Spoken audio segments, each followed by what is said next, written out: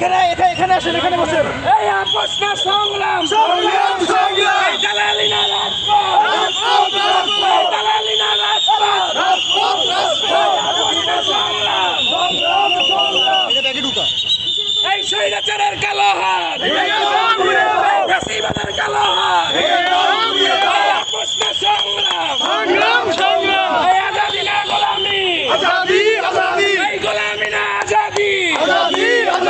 ভাই আমি বলি, এখানে আমরা আসছি, তাদেরকে কোশ্চেন করছি, ভাই এটা কি স্বাধীন দেশ? তারা হচ্ছে আমাদের দেশে জব করতেছে, পুলিশের জব, সরকারি জব, তারা বলতে পারেন এটা স্বাধীন না পরাধীন। আমরা আসছি কি কারণ সেটাও জিজ্ঞেস করতে পারতেছে না। তার কথা একটা, আপনারা যেতে পারবেন না। কেন যেতে পারবো না ভাই? অ্যান্সারটা দেন। অ্যান্সারটা দিতে পারতেছে না, কেন যাবো না? অ্যান্সারটা দিবে। ছোট্ট একটা কথা বলি, ওনারা বলতেছে আমরা বলতেছি স্বাধীন দেশ, আমরা ভিতরে জমা পড়ছে দেখা করে চলে আসবো, আপনারা আমাদেরকে সার্চ করতে পারেন, ঠিক আছে? ওনারা আমাদের কি দেখাইলো, এটা স্বাধীন দেশ, ঠিক আছে? তো আমার ভাই উনি পুলিশ যে বুকে পতাকা রেখে দিচ্ছে, সে ফ্ল্যাগ টাচ করে আমাদের পুলিশ, মানে ওনাদের এটা ফ্ল্যাগ। আমি বলি, প্রথম থেকে বলি, ঠিক আছে? আপনারা আমার বিষয়টা মনে হয় মোটামুটি সবাই জানেন। আমাকে গ্রেফতার করা হয়েছে, হ্যাঁ, কেন জানেন? আমি গ্রেফতার করা হয়েছে, আমার কিন্তু 50 কোটি টাকা চাঁদাবাজি করছি, এই আত্মীয়তায় 20 কোটি খাইছে নাহিদ 20 কোটি খাইছে দেখে আমাকে বের করছে, পরের দিন দেখে আসছে, আর 10 কোটি খাইছে হচ্ছে রিফাত রশিদ, বৈষম্য বিরোধী। ওরা আপনার কি আপনারা বলেন তো, আমাকে যেদিন 11 দিন পর কেন বের করা হলো? মায়াদিনে বের করা হয়েছে তারপরের দিন, ওকে যেদিন তারপরের দিন বের করেছে, আমাকে বের হচ্ছে কতদিন? 11 দিন পর। কি বলে জানেন? আমরা তো জানতামই না, অথচ পুরো দেশ জানে আমাকে যৌথ বাহিনী অ্যারেস্ট করছে। আচ্ছা, তারপরে এক মাস আগে ওরা আপনাদের সামনে কি বললো? মাহাদিয়া তারিমার বিনা শর্তে মুক্তি চাই, ঠিক আছে, এই মামলা থেকে। কিন্তু ওনারা জানেন এই এক মাসে একটা সিঙ্গেল কল দিয়ে জিজ্ঞেস করে তোমাদের মামলার কি অবস্থা। আমি SP office, additional SP, DIG, additional DIG, থানা, কোর্ট, শাহবাগ, সব জায়গায় ধরে দিয়েছে, ভাই আমার এই মামলা থেকে মুক্তি দেন, আমি তো এই চাঁদাবাজিটা করি নাই, ঠিক আছে?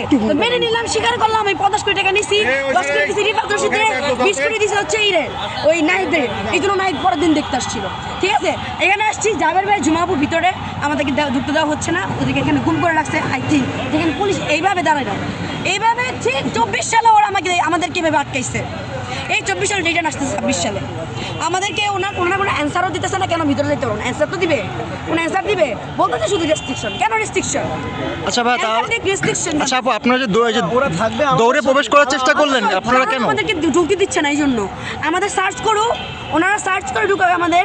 আচ্ছা, আমাদের না ঢুকাক, একজনকে ঢুকাই দেখা যে ওরা সবাই সেফ আছে, ভিতরে কেন আমাদের ঢুকতে দিচ্ছে না? প্রশাসন তো আমাদের মিডিয়াতেও ঢুকতে দিচ্ছে না। কাউকে ঢুকতে দিবে না, আপনার মিডিয়া ঢুকতে প্রচার হবে, কাউকে ঢুকতে দিচ্ছে না। 24 সালে ঢুকতে দিছিল, 24 সালে ঢুকতে দিছিল পুলিশ যদি ভালো হইতো তাহলে 17 বছর মেয়ের কি 22 বছর করতো না?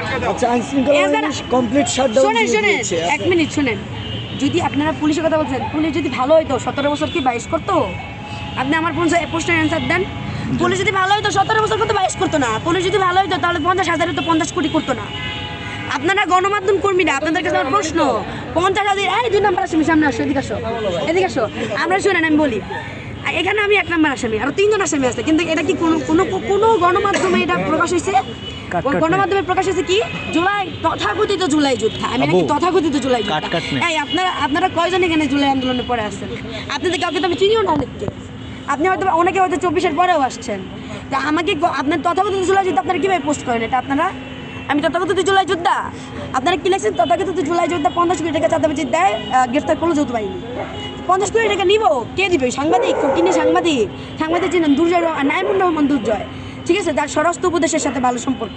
স্বরাষ্ট্র উপদেষ্টাতে এই দেখায় আমাকে প্রস্তাব দেয়, সেটা আমি থানায় উপস্থাপন করার পরেও আমাকে সেই থানা থেকে আমাকে যৌথ বাহিনী নিয়ে ধরা হইলো। 17 বছর মেয়েকে ওনারা আসছে, 17 বছর ওরা দেখাচ্ছে স্বাধীন দেশ, ওরা রেস্ট্রিকশন এরা দেখাইতেছে। সেখানে আমার বাসার সামনে মাদার বস্তি, ঠিক আছে? আচ্ছা, আপনি আজকে কোথায় যাচ্ছেন? শুনেন, সেই বস্তিতে প্রতিদিন কোটি কোটি টাকার মাদক বিক্রি হয়। ওই অভিযানে যৌথ বাহিনী যায় না, ওই অভিযানে পুলিশ যায় না। আমাকে ধরতে 10 গাড়ি আর মেয়ার 2 গাড়ি পুলিশ গেছে। কেন? আমি জায়গা আসামি, আমার ফোন তো অফ ছিল না। আমাকে থানা থেকে এটাও বলা হয়েছে যে তাহারিমাকে যদি আমার থানা থেকে ফোন দিতাম, তাহারিমা এমনি চলে আসতো। আমাকে কীভাবে টর্চার করেছে জানেন? আমি 5 দিন হসপিটালে ছিলাম, আমি অসুস্থ। সেদিন সকালবেলায় আমি আসছি, সেদিন রাত্রিবেলা যৌথ বাহিনী আমাকে অ্যারেস্ট করে 11 দিনের জন্য। 11 দিন পর আমাকে বের করে নাহিদ ভাই আমার রাত 12টা বাজে নাহিদ আমার বাসায় আসে। হ্যাঁ, আসার পরে কেমন আছে একটু জিজ্ঞেস করে চলে যায়। পরের দিন রিফাত রশিদ আমাকে গাড়ি করে নিয়ে আসা আপনাদের সবার সামনে উপস্থাপন করে যে তাহারিমা ও মাহাদি বিনা শর্তে মুক্তি চাই।